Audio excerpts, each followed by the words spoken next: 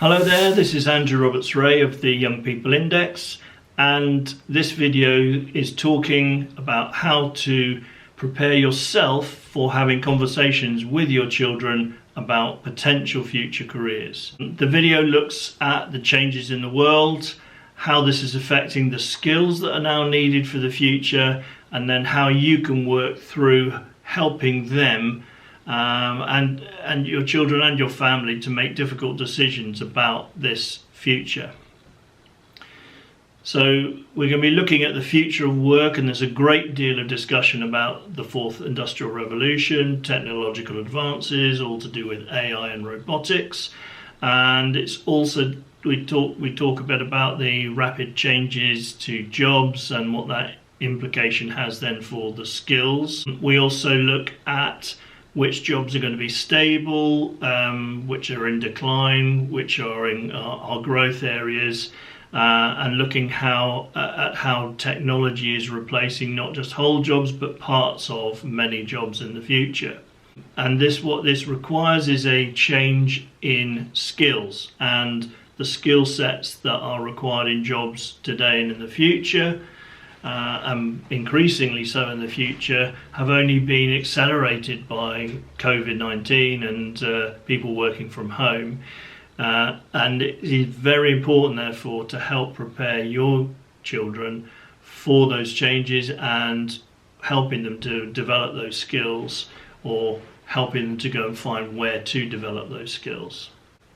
The skills that are required have changed from, if you like, more technical, administrative, knowledge-based skills to much more creative, human, empathy, emotional intelligence type skills. And the underlying skill for all young people is to have great use of technology in delivering their jobs. It's predicted that in the future young people will be doing on average up to 30 different jobs in a lifetime. So helping them to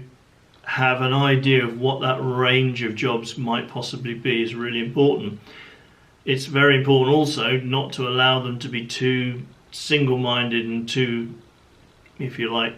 blinkered in their approach to what jobs to look at in the future, because the job that they may go for may disappear. So preparing them for a range of options is a much safer and a much easier option, in the sense that they can then flex with what's happening in the world of work and their interests as they go through their education towards different options that they'd already thought of. But it's important to remember that